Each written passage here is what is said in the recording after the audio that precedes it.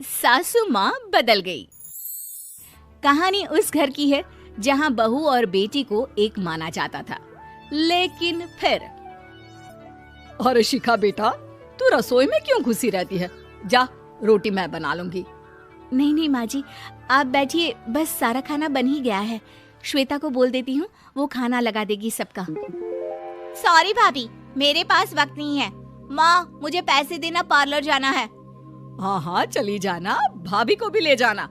वो भी जाने को बोल रही थी पार्लर, पर पहले ना मदद कर दे उसके खाना लगाने में। देख माँ, वो बहू है, उसे बहू रहने देना, इतना सर पर मत चढ़ा भाभी को। श्वेता, ज्यादा मत बोला कर।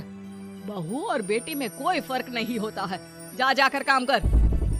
ननद को माँ का भाभी से इस तरह प्यार करना बिल्कुल अच्छा नहीं लगता। वो बार बार किसी न किसी तरह माँ को भाभी के खिलाफ भड़काती रहती, लेकिन कोई फायदा ना होता। एक रोज, अरे बेटे किशन, जा बहू को कहीं घुमा कर ला, सारा दिन घर में काम करती रहती है। हाँ हाँ माँ, हम लोग जा रहे हैं ना गोवा। अच्छा जी, भाभी ने तो हमें बताया भी नहीं।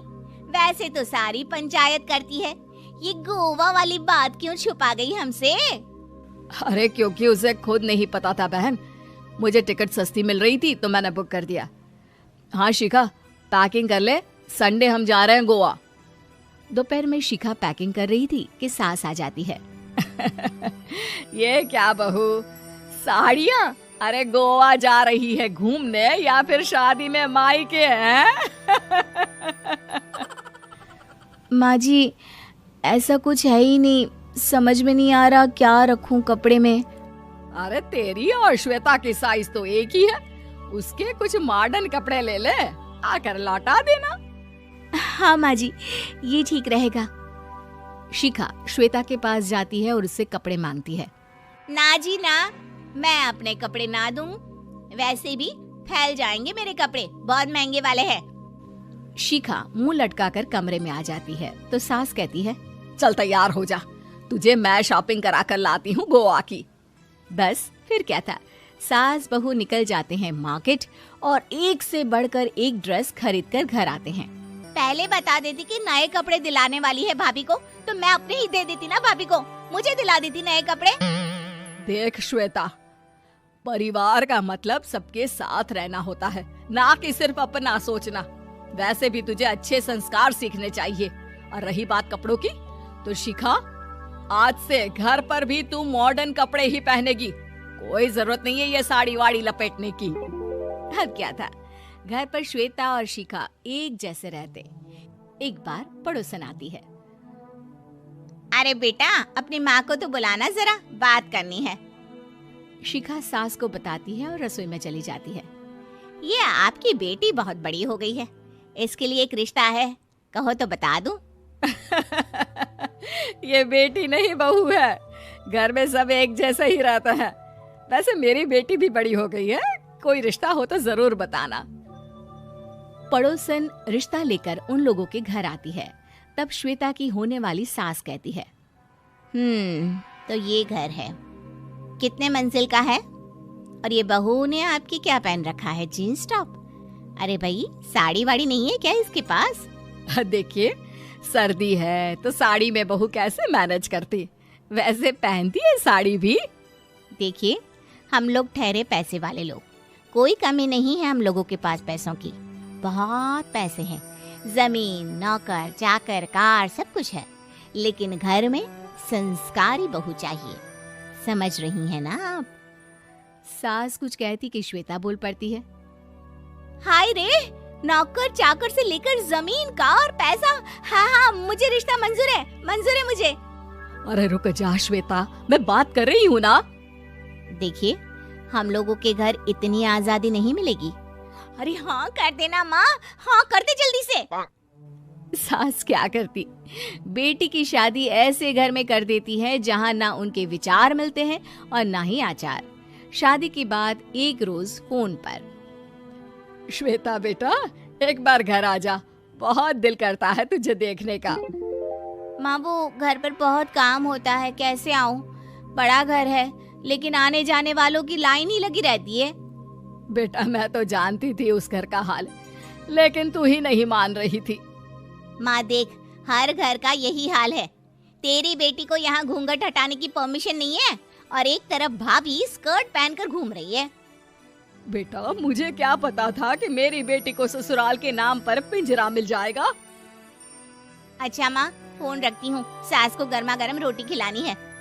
तुम लोगों की तरह नहीं कि एक रोटी बनाओ, एक सब्जी बनाओ, फिर सारा दिन फ्री होकर घूमो। सास फोन तो रख देती है, लेकिन सोच में पड़ जाती है कि एक तरफ बेटी जिसे कोई आजादी नहीं, वहीं दूसरी तरफ बहू जिसे देखकर लगता ही नहीं कि उसकी शादी भी हुई है। अगले रोज। शिखा, अरे ओ शिखा। हाँ माँ, क्या हुआ? कुछ चाहिए आपको? मैं जिम जा रही थी।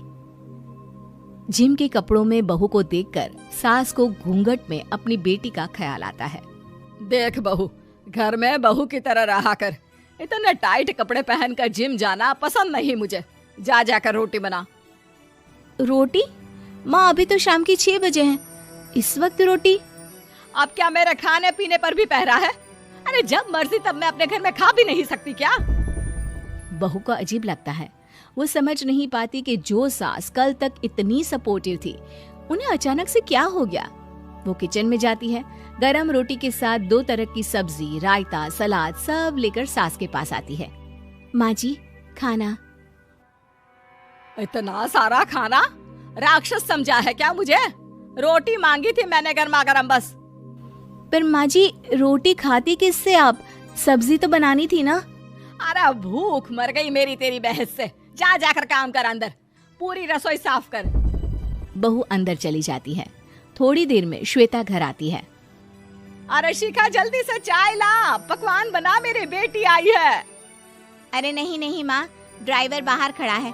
मैं तो घर का कोई सामान खरीदने के बहाने यहाँ आ गई हूँ, मुझे जाना होगा। अरे बेटा, पर कितने दिनों बाद देख रही हूँ तुझे, रहने आ जाना 2-4 दिन के लिए। आ जाऊंगी माँ, जब मेरी सास मरेगी तब। मैं तो रोज मन्नत मानती हूँ कि मेरी सास मर जाए तो अच्छा है। अच्छा चल, जा रही हूँ माँ। हे भगवान, कैसे कैसे दिन देखने पड़ रहे हैं मेरी बेटी को।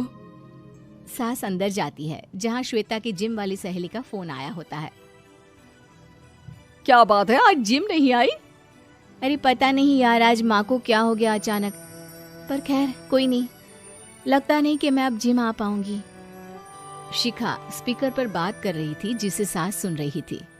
यार ये सास ना होती ही ऐसी है। मैं तो कहती हूँ बुढ़िया जल्दी मरे और तू आराम से जिए।